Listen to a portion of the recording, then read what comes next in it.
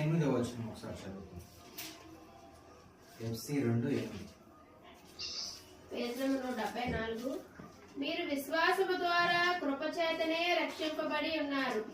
ఇది మీ వలన కలిగినది కాదు, దేవుని వరమే. చాలు. మీరు విశ్వాసము ద్వారా కృపచేతనే రక్షింపబడి ఉన్నారు. ఇది మీ వలన కలిగినది కాదు, దేవుని వరమే అని చెప్పి ఇప్పుడు ఇక్కడ అపోస్తలుడైన పౌలు ఎఫెసీయులకు రాసిన సంఘముకు చెప్తూ ఉన్నాడు.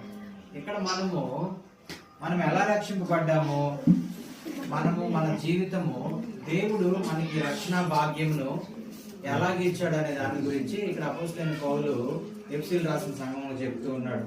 మరి బాబు, మీరు దేని ద్వారా రక్షింపబడ్డారు? విశ్వాసం ద్వారా రక్షింపబడ్డారు. దేవుని కృపచేతనే మీరు అందరూ కూడా ఏమైనారు, ఈ రక్షణ భాగ్యమును పొందుకొని ఉన్నారు. ఇవి రావడము ఎవరి వరం అంట? దేవుడు మనకి ఇచ్చిన వరం. ఈ రోజు వరం అనగానే మనం ఏమనుకుంటాం? చాలా వరాలు ఉంటాయి. ఏం వరాలు? మనం ఇంతకు ముందు లోకంలో ఉన్నప్పుడు, అలాగే మనం బయట ఉన్నప్పుడు వరం అంటారు. అంటే దేవుడు పలానా వరం ఇస్తాడు, ఆ వరముని దాన్ని అనుసరించి మన కుటుంబం అంతా మనం ముందుకు వెళ్ళాలన్నమాట. అయితే ఇది దేవుని వరము అని అంటే విశ్వాసం ద్వారా. ఈరోజు మనము ఈ విశ్వాసం మన జీవితంలోకి ఎలా వచ్చిందని అంటే, అదే అధ్యాయంలో కింద ఒక వచనం ఉంటుంది చూడండి, 20వ వచనం చదువు.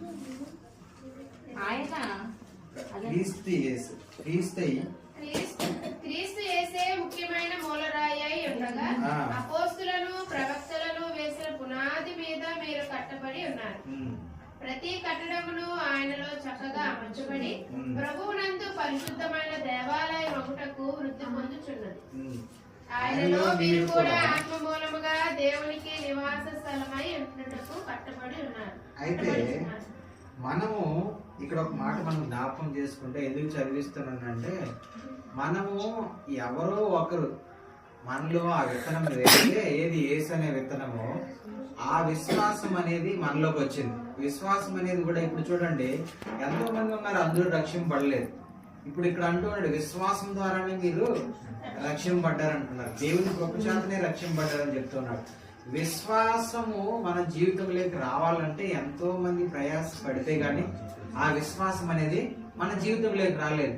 ఎంతో మంది ఎన్నో దేవుని మాటలు వినంగా అది ఎన్నో రోజులకి మన జీవితంలో ఏమైంది, అది ఫలించింది.